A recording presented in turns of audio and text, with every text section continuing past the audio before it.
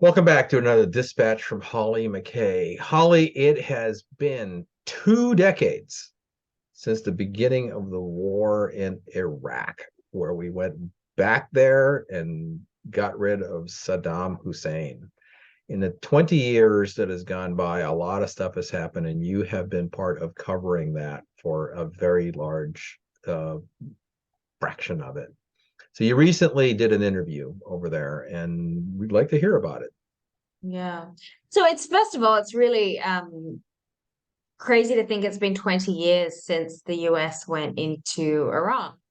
I remember, I think I was in my last year of high school in Australia. I was at a boarding school, so performing arts, and I remember sitting there with a history teacher in the library, and she had this little radio as we were listening to George W. Bush sort of announce that the US was going into Iraq and concerns over weapons of mass destruction. And of course, me in my ballet world, I don't know that I fully understood the full implications of that, including for many Australians who I knew who went to war in Iraq. But it's hard to think then that what sort of an impact that that moment actually would go to have in my much of my adult career as a war reporter. I think Iraq, sort of probably second to Afghanistan now, is the place that I've spent most of my career. So it certainly has had a big impact in that way. And it's always important. I try to go back every year to Baghdad. It's a place that I still love. And just kind of assess what is happening and really the impact that all these conflicts have had. And there are really so many. And I think with the power of hindsight, it's pretty much universal in the US that pundits, politicians, analysts, experts, everybody pretty much says Iraq was the mistake war. That obviously we didn't find weapons of mass destruction, and that the sort of the state that Iraq kind of fell into when Saddam Hussein was captured and later executed fell into was just was a far worse than the kind of dictatorship and sort of the stability that comes with the dictatorship was before. So recently, the foreign minister, Fawad Hussein, came to DC, and I had the fortune of having a meeting with him. And I think the big question that comes up is Iraq now, and sort of was it worth it? And he had a very different take. You know, his point was that removing Saddam was important to the Iraqi people. He remembers that the Iraq before that was under embargo. Of course, there were a lot of sanctions against Saddam Hussein, and that people really couldn't even buy food. And this really went from 1995 to 2003. And I think if we remember a little bit about the UN sort of food for oil program, so basically, in his words, the UN basically stole the independence of Iraq. And that the UN was sort of shamefully deciding how Iraq could sell oil. And so he really saw that US kind of invasion and the taking out of Saddam, who, mind you, gassed many of the people, gassed a lot of Kurdish people during the Iran-Iraq war in the north. So he saw the taking out of Saddam as sort of a benefit. And when you look at Iraq today, of course, when I look at Iraq today, I see it as a very chaotic place with way too many political parties and way too much infighting and very little actually getting done. But in his purview, he sees it as, you know, a place that has elections, that has, you know, some loose form of democracy, if you will, that of course never existed under Saddam Hussein. So as foreign minister, he obviously has a very different take on the situation than I think we do 5,000 miles away. Yeah. Well, let's dissect that a little bit. So, what he's basically saying is he thinks that despite the current tumultuous political landscape of his country, that he thinks it's better off than what it was like when the place was under the dictatorship of the Baath, which was where Saddam Hussein came from. And you know, granted, those sanctions between 95 and 2003 were brought on by his regime because, you know, when he invaded Kuwait, that pretty much ensured he was going to be under sanctions for quite a while. Um, and so so if he thinks it's worth it, you know, where does he think his country goes next now that they've got this? Yeah, I think the main sort of point that he drove home was that Iraqi people are better economically now, because up until 2003, the sanctions were just so heavy that it kind of drove the poverty.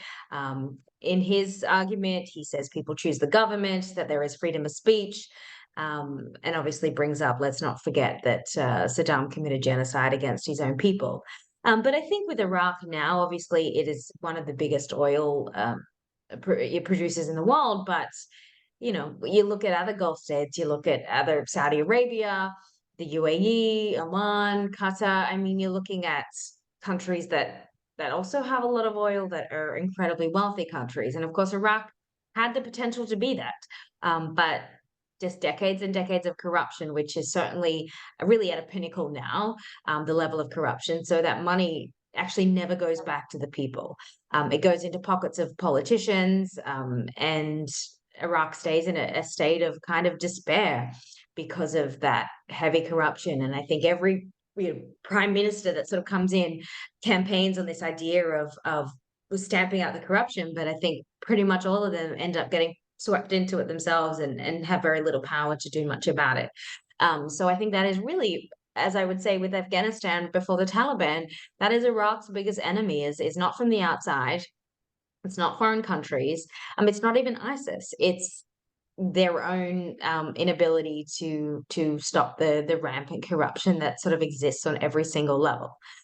So I think part of the sort of foreign minister's visit was to try to get US support in moving Iraq a little bit away from the oil economy. And this is what I've heard a lot from different political figures in Iraq over the years, because obviously Iraq is, I believe it gets sort of more than 80% of its revenue comes from oil, very little which reaches the public. But what can Iraq be doing to kind of diversify its economy and find other imports and exports and other ways to kind of make money, that is outside those traditional realms of what Iraq is known for. Yeah. Well, I mean, when you think about Iraq, it is from a farming perspective, it is part of the Fertile Crescent. It is, as a matter of fact, at the arguably the center of the Fertile Crescent. It is, it has a history of that going all the way back to Mesopotamia, and it also has a lot of minerals. It also has access to the ocean. Were these parts of the things that he was asking for assistance from the United States, or from foreign partners, or were they asking for something else having more to do with political stabilization? Think really the main part was trying to get that support, and at least get some backing, and sort of trying to encourage businesses to look at Iraq, which businesses are notoriously seen as an unsafe and insecure place. So I think that is sort of opening the segue, was the idea of this visit. And of course, Baghdad has to also do what it can to assure the United States that it isn't in the pocket of Iran, which is a very tough argument to make, because as much as officials don't want to admit, it really is in the pocket of Iran. So um, right now, Baghdad seems to be functioning as a bit of a go-between, a bit of a messenger between Washington and Tehran. So I think it's important, security-wise, for Americans that want to look at doing business in Iraq, to know that the Iran influence isn't as strong as what we believe it to be. And of course, Iraq is quick to downplay that. But having spent a lot of time there, the influence is incredibly clear to me. So that's going to have to be a really big hurdle that Iraqis are going to have to overcome.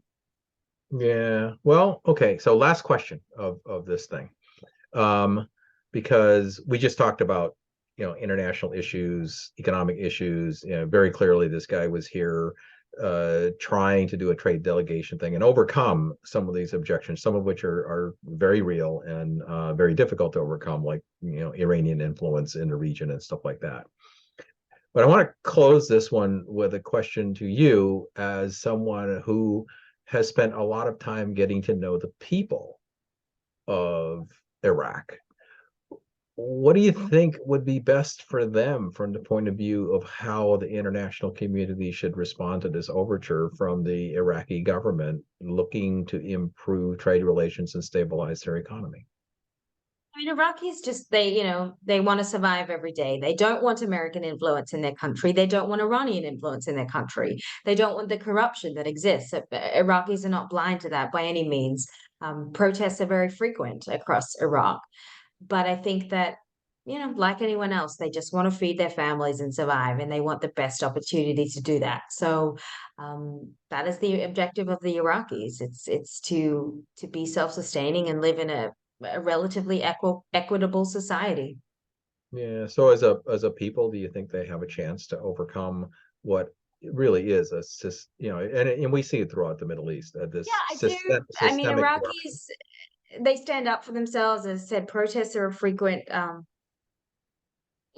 activity in Iraq. That is the best that they can do. And they come out in droves. Iraqis are not shy. They're not afraid to stand up to their government in whatever way, shape, or form they can. So, and Iraqis will fight. So I do have hope, a lot more hope for them than a lot of other places, because Iraqis, um, they do put their money where their mouth is, if you will, and they do speak out about what their wants and needs are. And of course, that is the first step to change. There we go. Well, and with that, this is the insight of Holly McKay in terms of what makes it important is you take a world event and reduce it down to where the individual ordinary human beings that are affected by it and be able to connect the dots of that end to end. So, that is a remarkable degree of insight that I think is worth hearing for people. So thank you for that, Holly. And any Thank final you. thoughts? That's it.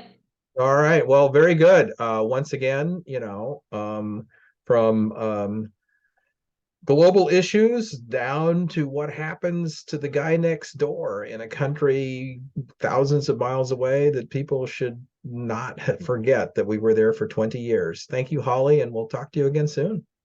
Thank you.